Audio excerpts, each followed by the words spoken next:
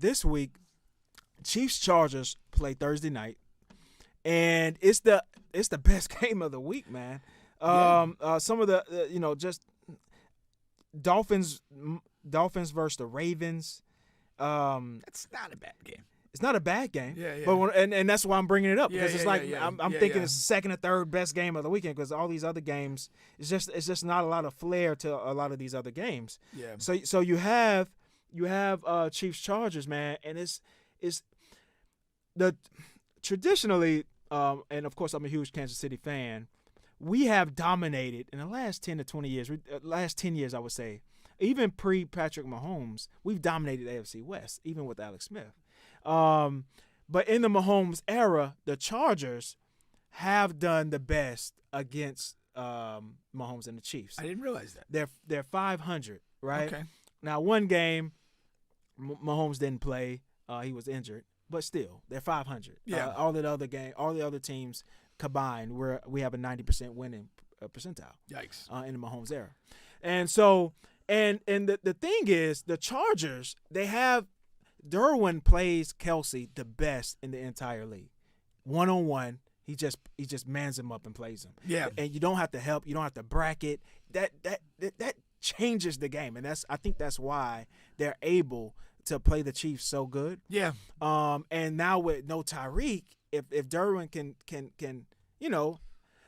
just stay to true to form. Where is Mahomes going to go? Yeah. Where he's comfortable throwing. Exactly. And that's the thing. I mean, when you're quarterbacking, certain guys have your trust at a high level, and if you're kind of forced away from those targets to other guys, it could create a less than efficient night.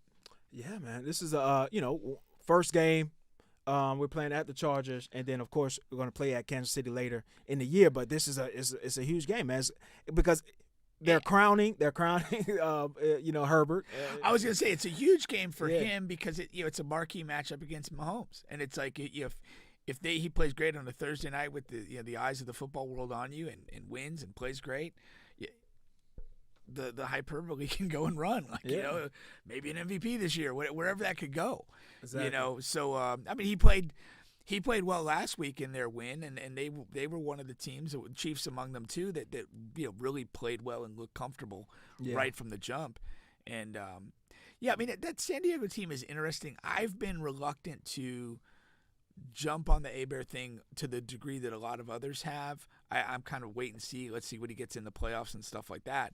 But he's super talented, and he's kind of starting to stack up the benchmarks, right, and do it consistently, where you come on almost reach a point where it's like, he's one of the better guys we have in the league.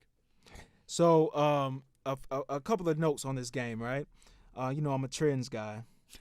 So 5 games between the Chargers and Chiefs have gone to overtime since 2011, including last year's game, the last game, Week 15. It's the most in a single matchup during that span of any other matchup in the NFL. Really? Yeah. Let's see here. What else? You have the Chargers recorded 6 sacks in their win over the Raiders and forced 3 interceptions from Carr, who a lot of people had a lot of expectations for this year. He's a guy I've never bought in. Oh yeah, never been a Carr guy. No, I don't think he's terrible, but for me he's very middle of the pack. I put him in the Kirk Cousins classification of quarterbacks. I'll take that. Just he's all right. He's not something special. Yeah.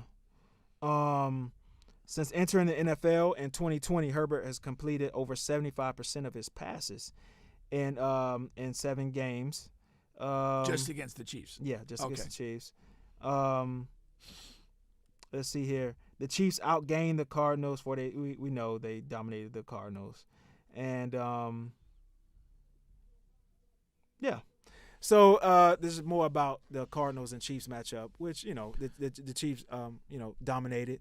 And so this matchup, man, I can't wait to see it.